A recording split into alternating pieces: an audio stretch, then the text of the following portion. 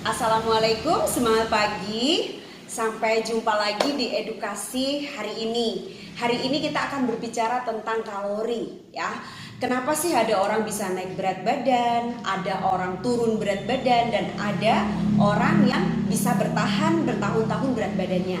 Semua itu bergantung dari kalori. Jadi kalori itu apa sih? Kalori itu adalah satuan energi pada makanan.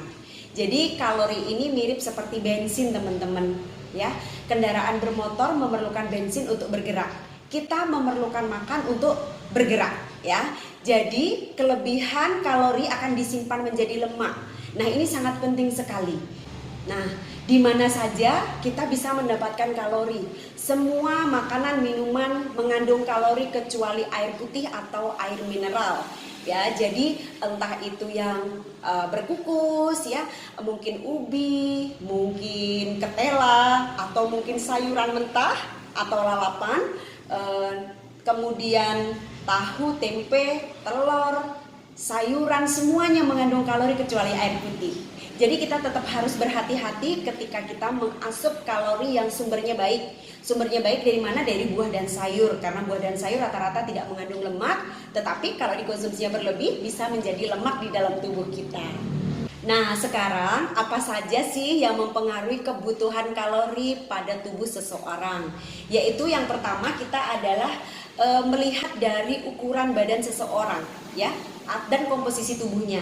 Jika seseorang itu memiliki postur tubuh tinggi dan massa otot yang banyak, tentu saja memerlukan kalori yang lebih banyak. Contohnya yaitu atlet, berbeda sekali porsi makannya dengan kita yang tidak berolahraga secara intens. Kemudian juga ditentukan dari faktor usia. Semakin usia bertambah, maka semakin kurang pula kalori yang diperlukan oleh seseorang itu.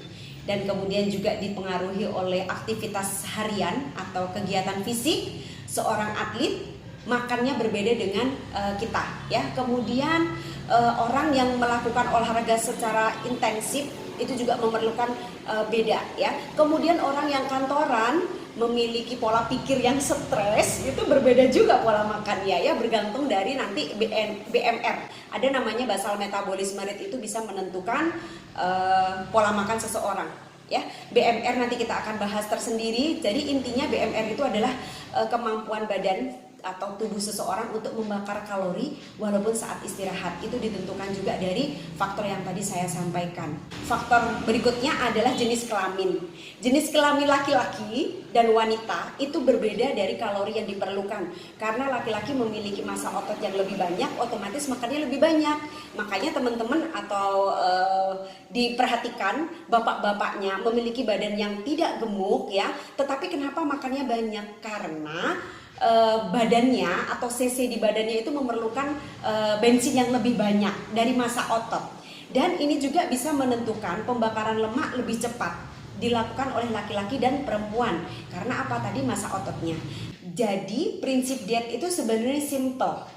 Kalau kita memerlukan kalori harian kita 1300, jika kita mengisinya menjadi 1800, maka kita akan naik berat badan dengan cepat.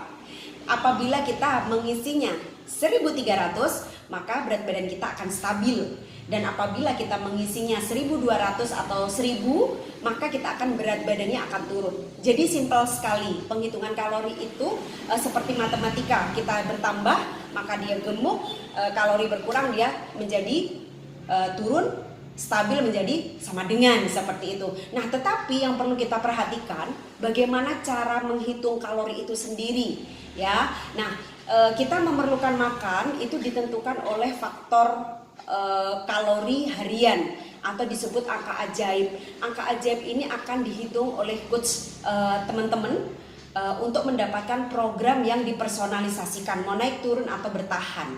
Kita akan bedah kalori seperti apa saja kalori itu. Mengurangi kalori bukan mengurangi makan ya. Jadi harus berhati-hati dalam hal ini. Bukan makannya yang dikurangi, tapi kalorinya yang dikurangi. Contoh, susu tanpa lemak 1 gelas 61 kalori, soft drink 1 gelas kecil 140 sampai 200, kopi pahit 80 kalori. Begitu juga dengan permen, 1 bijinya 60 sampai 80 kalori ya. Ini yang mengejutkan, 1 gorengan itu 300 kalori. Jika kita mengkonsumsi 3 itu udah habis ya, hampir habis kebutuhan kalori kita ya. Jadi itu sudah 900 kalori kalau 3 potong. Begitu juga dengan cemilan, kalorinya tinggi. Dan bahkan nasi putih juga memiliki kalori, tapi jangan khawatir, jangan takut, 1 genggam tangan kita kebutuhan nasi putih kita. Nah, kemudian di sini ada nasi uduk, nasi jinggo, kemudian nasi kuning itu kalorinya juga tinggi 567 kalori ya. Nasi goreng juga tinggi 570 kalori. Yang berbau santan itu 537 kalori. Mie ayam tanpa bakso tanpa ceker 421 kalori. Begitu juga dengan pecinta burger, 1 bijinya 500 kalori. Serta mie kuah ya, tanpa sayur, tanpa telur 310. Nah, ini yang mengagetkan para pecinta tipat cantok, gado-gado, rujak cingur, pecel, karedok, siomay yang berbau kacang 615 kalori. Besar sekali. Dan ini juga ada roti sele 244 kalori. Jadi kita harus berpatokan kepada kebutuhan kalori kita atau yang disebut angka ajaib ya. Setelah kita mengetahui kebutuhan harian ya, kebutuhan makan normal kita, maka kita akan mengurangi kebutuhan kalorinya sebanyak 300 sampai 500 kalori setiap hari. Akan tetapi dalam pengurangan kalori ini kita perlu hati-hati. Kita tetap memasukkan nutrisi di dalam tubuh kita. Karena kenapa kita memerlukan produk Herbalife ya? Di sini ada nutrisi F1C ya, ada 5 rasa, dan kemudian di sini ada F3 atau protein powder.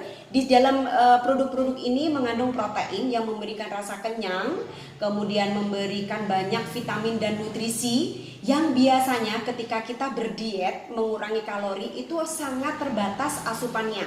Jadi produk-produk ini untuk membantu pemenuhan nutrisi yang tidak didapat dari makanan sehari-hari selama kita diet. Nah, tapi bagusnya program ini teman-teman bisa dipersonalisasikan untuk program naik berat badan. Jadi di sini bukan berarti kita berdiet turun berat badan selalu ya, tetapi kita bisa bertahan, kemudian kita bisa menaikkan dan kita bisa menurunkan, tergantung dari permainan kalori tersebut ya. Jangan salah untuk memasukkan kalori, walaupun kita sudah defisit kalori, tetapi kita harus memasukkan yang bagus ya. Contoh ketika kita turun berat badan 10 kilo, 15 kilo tentunya akan ada gelambir-gelambir di lengan, kemudian di pipi, di leher seperti itu.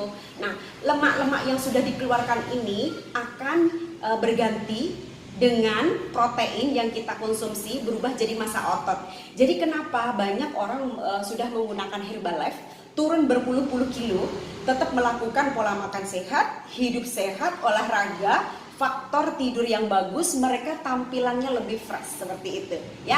Jadi kita harus berhati-hati dengan kalori, menjaga kalori itu jangan sampai berlebih atau terlalu kurang, karena metabolisme kita harus dijaga untuk kesehatan jangka panjang. Selamat belajar kalori di sesi berikutnya. Terima kasih.